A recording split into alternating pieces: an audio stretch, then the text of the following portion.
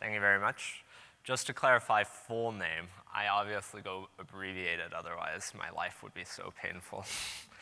The full name's Alexander Iman Memaran Dadgar, so I go by that. Okay, so what we're going to be talking about today is Spark clusters on top of Nomad. For those of you who don't know me, I'm Alex Dadgar. I work at HashiCorp. We make DevOps tooling and infrastructure tooling. And in particular, I work on Nomad, our cluster scheduler. So jumping right into it, today you mainly have three choices to deploy Spark. As we saw just in this talk, a fourth maybe, Kubernetes. But we're excited to bring another option, Spark on top of HashiCorp Nomad. So the first question you really should be asking when someone tells you this is why? And there's really two whys you should be asking.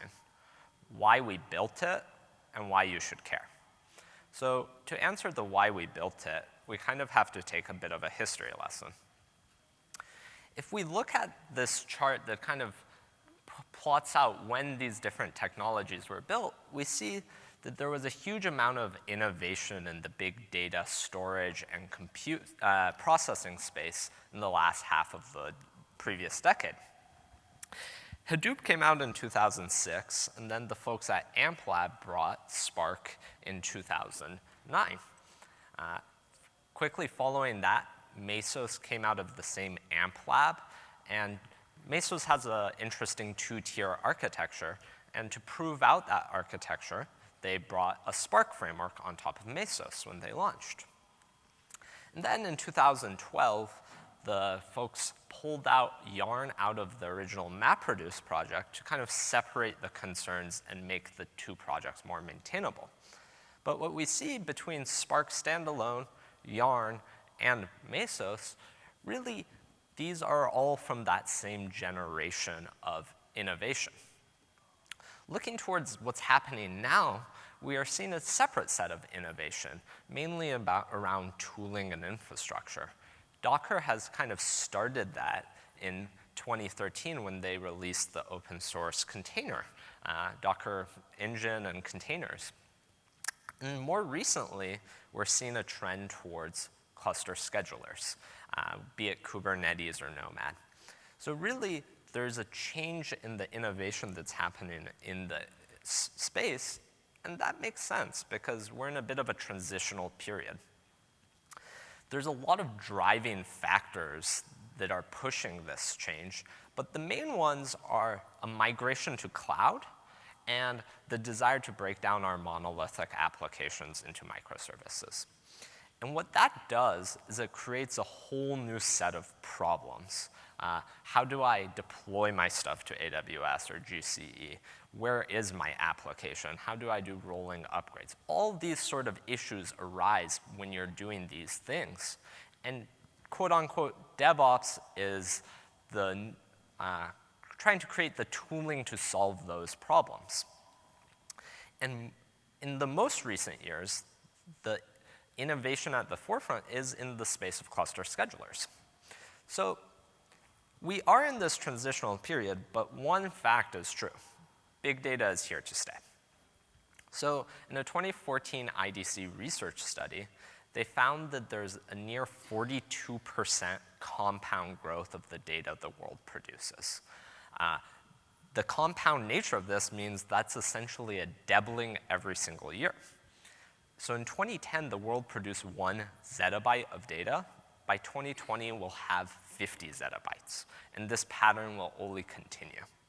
So if big data is here to stay, so is Spark. And that's a good thing, since we all love Spark. So what we really set out to do and why we built this is we wanted to bridge the innovation from years past to the innovation that is happening now for everyone. And we think we can do that with Nomad. So that answers why we built it, but to answer why you guys should care, we kind of have to first answer what is Nomad. So Nomad is a cluster scheduler. The job of a cluster scheduler is to take as input a bunch of applications users submit and to map them onto a potentially heterogeneous set of nodes. When I say heterogeneous, some nodes might be 4-core machines, some might be 8-core, some might have very little storage, so you wouldn't want to run HDFS on it, while others might be huge storage class nodes with multiple terabytes. And this is a good thing because the applications you're submitting are also heterogeneous. If you have a little web app, it's going to have a very different footprint and requirement than a big Apache Spark project.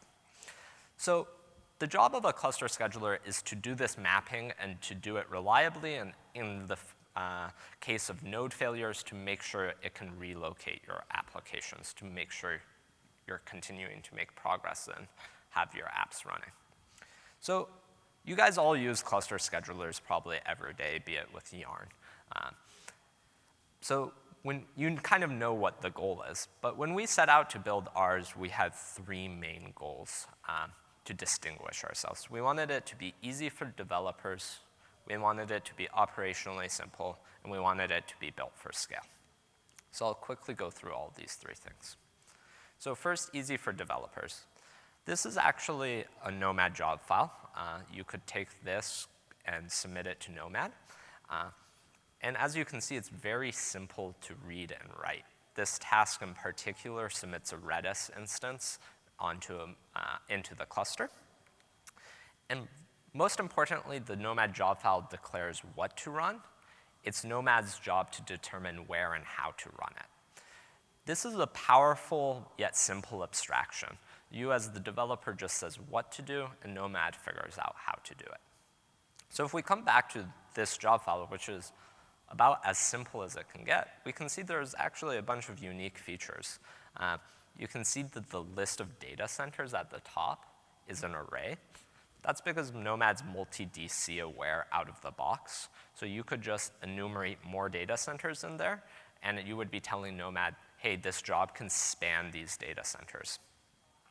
Next, you see at the bottom, there's a resource stanza.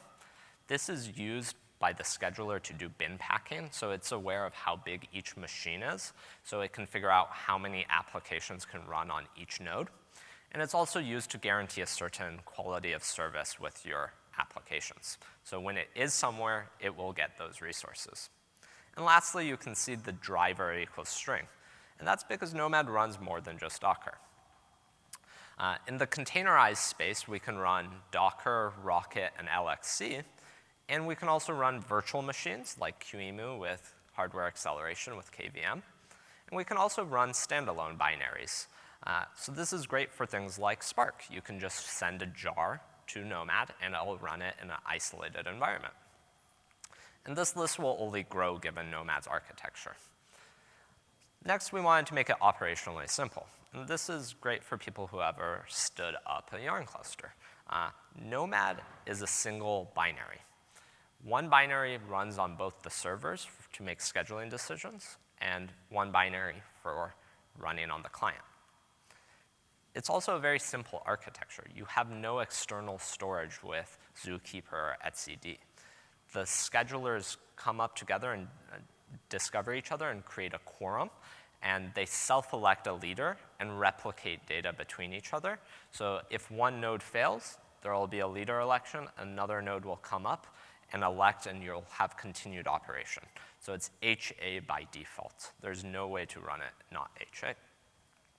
And the clients can connect from many data centers. So a single Nomad cluster can manage many data centers. So you can run your US East, your US West, all within one cluster. We also built it for scale. So we first turned inwards when we set out to build Nomad and learned on our own experiences building distributed systems. HashiCorp has previously made Surf and Consul. Both are distributed systems, and Consul in particular has been deployed at very, very large scales. Single organizations are running upwards of 100,000 instances of Consul. Next, when we wanted to build the scheduler, we looked outwards towards academia to build the best scheduler we could. And we were mainly influenced by 2 groups, AmpLab and Google. The 4 papers that influenced us the most was Google's Borg paper, this describes the production system Google has had for over 10 years. So it's really the paper that describes the most reliable and large-scale scheduler in the world. And Omega, which was their next-gen replacement for it. At AMP Labs, we looked at Sparrow, which made some very key innovations for low-latency batch scheduling, which is interesting for Spark-type workloads, and Mesos. So we built Nomad, and we wanted to see if all our hard work paid off. So last year, we set a challenge for ourselves to schedule 1 million containers and see how fast we could do it. And so we did this. We created a benchmark where we submitted 1,000 jobs that all asked for 1,000 tasks, and this creates 1 million containers onto 5,000 hosts. And we did it in under 5 minutes. So it's a fact we were very proud of. And you can see that Nomad actually scheduled on that red line a bit more than 1 million containers. And that was because when we did this, the load was so high on the host that we encountered some panics in the Docker engine, which forced Nomad to schedule all those containers onto a different node because it realized that node had failed. So we were really proud of this. But one of the main feedbacks we got is, no one needs this. And someone else said something like that. Bill Gates. At one point, he was like, 640 KB of memory is more than enough for anyone. He turned out wrong. And so did others. After we did this, one of our customers, Citadel, they're a hedge fund, the second largest hedge fund in the world. They did a benchmark with Nomad to see if it would suit their needs to do financial computations on demand. And what they did is they used 18,000 Spot instances on 18,000 cores of Spot instances on AWS. And over 5 hours when they were running their financial model, they were hitting 2,200 containers a second of scheduling throughput. So we're excited to bring this speed to the Spark ecosystem. So the rest of the talk, I want to kind of break down the benefits you get to running Spark on Nomad today and in the future. So most importantly, when you run Spark on Nomad, it'll be uncompromised. It'll be Spark as you know it. So SPARC Submit workflow remains the same. You can run your Scala, Java, R, Python applications. We support the Spark shell and dynamic executors, and you can run with or without Docker, so your organization doesn't have to decide it needs to go all in. Next, the workflow is the same, as I mentioned. Same SPARC Submit, now you just do master equals Nomad. In this case, we're using a Docker image that's publicly available. It's built with Spark 2.11 with this Nomad integration PR built on top. The PR is open in the Apache project today. And they'll just run SparkPy. And next, this is the most key thing. This is really why you would want to do something like this. To have a shared batch and service cluster so your organization can run their API servers, their web servers, everything that makes the main applications run, as well as their Spark and big data compute workloads. So it's a single cluster that can run all of those. You get higher density, which means reduced cost.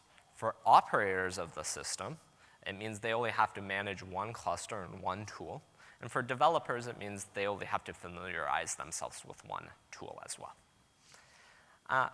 In that Google Borg paper, they dedicate quite a bit of the paper to describing the benefits of not segregating their production service workloads from their batch workloads.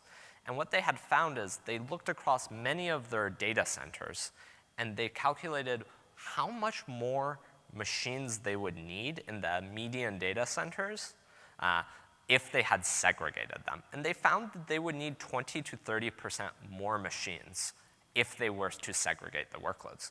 So this applies to everyone here as well. If you're running more than just Spark jobs, you can get a benefit by running your service jobs on top of the same cluster as your Spark jobs. The next thing is security. A lot of the time you need to read data from S3 and whatnot. Nomad integrates with Vault. Vault is our security tool. And Vault can store both static secrets as well as dynamic secrets. And what's really cool about this is you can give Vault access to your AWS account, and then when you want to give out an AWS access and secret key, instead of giving that key out, what Vault will do is it'll talk to the AWS APIs and generate a new set of keys and hand that back. And as soon as it's done, or there's a breach or anything that you want to get rid of, you can revoke the key immediately. So with this integration, you don't have to bake the keys into your Spark jobs. What you can do instead is you can give the job access to the Vault policy that'll give you access to the S3 data, for example. And then you can just go ahead and ask for two environment variables. One's your AWS secret access key, and the other one is the key ID. And it'll just read the secret from Vault in a dynamic fashion. And as soon as that Spark executor exits, it'll be revoked. So you no longer have to bake it in and be worried, did I check it into GitHub? Did a developer leave his laptop unlocked? Did I lose that key? So it gives you peace of mind there. And we went through great lengths to make this very secure. The Nomad servers that are making the scheduling decisions, they never get to seed the secret key, the Vault token. This would be pretty bad because that would mean every single token in your cluster is in a single point. So that would be great to attack. So instead, what we do is we give it a one-time access, and each client asks Vault to get that key when it needs it. And we can detect tampering. Since it's one-time access, when the client reaches out, if it's already been accessed, it means someone else other than the intended user read it, and you can be alerted, and it's audited. And further, when we write it to disk, we don't just write it to disk, we write it to a tempfs. So if someone wanted access to all your S3 data, they might just turn off the machine to kill Nomad and then turn it back on and read all the secret keys while no one's monitoring it. But if they do that with this architecture, all your secrets disappear. So I did a larger talk earlier last year that goes into this chain of trust. If you're interested in this, please watch. There's way more to talk about there than I can do here. The next benefit is it's MultiDC out of the box. So a developer could do SPARC Submit from any machine in the world that has Nomad, and it'll be able to forward the request to the correct data center, even region. So if you had a workload that exists in Europe, the developer could be on a machine in North America, make the SPARC Submit request, and Nomad would automatically forward it to the correct data center and region in the world. The next is Cron Spark jobs. So Nomad has the notion of cron jobs. What you can do is you could create a Spark job that you run on an interval. And this is more reliable than just creating a single cron job that does SPARC Submit, because what happens if that machine dies? Nothing's going to be doing the SPARC Submit. Given Nomad's architecture, since it has a quorum of servers, it would require you to take a full quorum outage of your leaders for that job not to actually submit. So you get more reliable cron Spark jobs. Another thing that's pretty cool is we don't just force you to use the variables that we provide in the SPARC Submit to customize your job, be it the number of cores or memory. We give you a full ability to template what gets submitted. So what we do is you provide a Nomad job that's annotated pretty simply, and what SPARC Submit does is it takes that template and merges it with what it needs to run the Spark job. So this gives you as the operator the full ability to customize the Spark runtime environment. So a couple uses of this would be to run a logging sidecar, for example. Let's say you wanted to ship all the Spark executor or Spark driver logs to CloudWatch or Splunk, whatnot. You could add a task to the same thing that reads the logs and sends it off. As I talked about earlier, you could use this to retrieve the secrets from Vault. Or you could register your Spark job if it's a streaming application that you want to write to into Service Discovery. And you can customize any of the tunables Nomad provides. So here's an example of that template. All you have to do is you create a task for the driver or executor, whatever you want to customize, and you add a metadata flag that says, hey, Spark, the role of this task is either as an executor or driver, and the SPARC Submit detects that and will merge what it needs to run Spark into that task, and it'll leave everything else alone. So here we could define a logging sidecar that would read the logs generated by the Spark driver and potentially send them up to Splunk, for example. And it's really simple to use. You just write that job file, render it to JSON, and then when you do SPARC Submit, you pass it as a config. Say, hey, I want you to merge with this template file, and that's it. And so this example is to do the template reading AWS credentials from Vault in a templated fashion. So you tell Spark, hey, this task that I'm defining as an executor, I want you to get the Vault data to read the data from S3 and generate those dynamic secrets as environment variables. And when Spark Executors comes up, that will run with an environment that has those two envars set. So Spark will automatically pick up the secrets. So that's some of the benefits you get today. In the future, there will be even more benefits. One of the exciting ones is preemption. So you can imagine you're running mission-critical APIs and web servers on that base infrastructure, but you're also running Spark jobs that may take many hours to run, potentially days, that are lower priority. If they die or slow down, it's not a big deal. But if someone needs to up the amount of API servers because you're having a burst of workload, what should happen is it preempts the lowest priority executor, so your Spark job continues to make progress, but you're still meeting your business needs. And we can do this in a cool way. Since Nomad already supports priorities, what you could do is you run your service jobs at a higher priority, then you run your drivers at a slightly higher priority than executors. So when Nomad goes out to look at the world to see what should I kill so I can run more service jobs, it'll kill an executor, not the Spark driver, so the Spark job continues to make progress. One of the other benefits will be quotas and chargebacks. So you could have one very large Spark cluster that many developers and teams are using. And the infrastructure team will bring this up, but you don't want one particular team to hog the whole resources of the cluster. So what you can do is say, hey, that machine learning team, you guys get access to 100 out of the 1,000 cores. So when they go to submit maybe a job that wants to eat up the whole cluster, it'll hit their quota limit and it'll get denied, so the rest of the organization can continue to make progress. And you'll also get fine-grained chargebacks. So if one team is paying the bill and then they need to charge other business units, hey, you guys used 90% of the cluster, you guys need to pay us, you can do that as well. As we all know, GPUs can make machine learning way faster.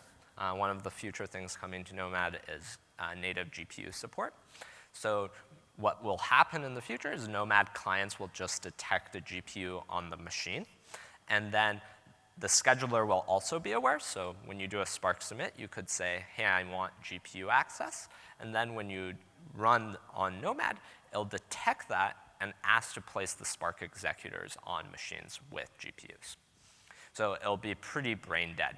You could have some subset of your cluster have GPUs while others don't.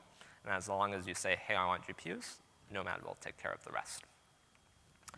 Another thing that would be really cool is OverSubscription.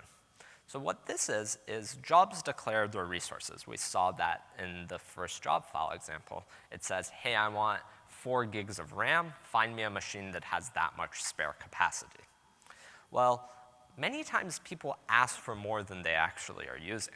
So you could imagine asking for 4 gigs of RAM, but only using 1 gig. And what you would want Nomad to do is detect that there's 3 gigs unused and make that available for maybe placing another Spark executor into that slot. So that would be OverSubscription. So the PR is out. We also built a Docker image for you all to play with, so you can run it. It's incredibly simple to use. You can just bring up a Nomad instance and run Spark against it, and you're off to the races. Thank you very much. That's it. Save your applauses for Alex from HashiCorp. We have 5 minutes for Q&A. There's one microphone back there. And thanks, it was very interesting. Let's say you have a cluster where you're running a 24/7 latency sensitive, say, streaming app. So in Spark Streaming, you set a batch interval, and if it overruns that batch interval, then things go really bad.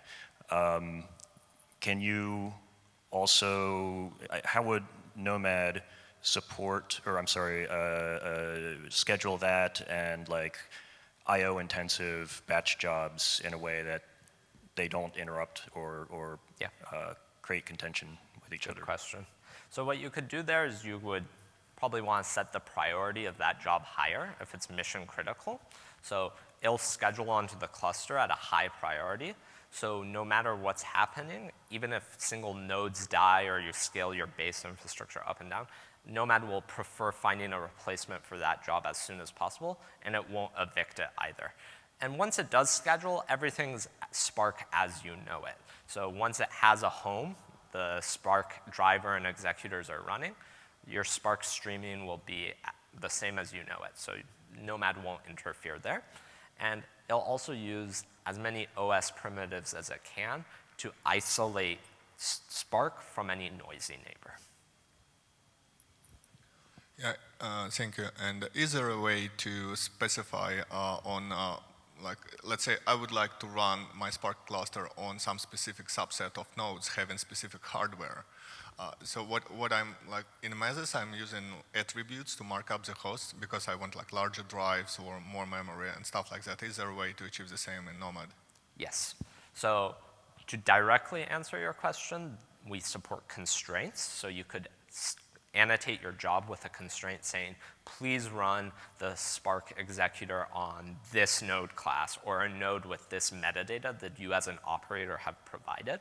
But Nomad automatically detects the resources on the machine. So right when it boots, it'll fingerprint the CPU, the disk, the memory, the network to try to figure out how many cores, what frequency they're at, how many gigs of RAM, so that you don't have to personally annotate each type of machine, but you could always override them. So when you ask for resources, it's automatically doing that constraint to make sure there's enough resources. But you can also add more. Thanks, great talk. A question on the PR. Would you prefer to see the Nomad backends merge directly or the backend mechanism turned into a plugin mechanism? Yeah, I think what we really want is to make it as easy for you guys to run. So our immediate feeling is if it was merged in, it would be best. But if there's a plugin solution, that would also work. With the plugin solution, it makes it a little harder for discovery and documentation since you would have to find your way to it. Okay, thanks. Thank you. How do you handle data locality? Yeah, so that is something we're also looking into.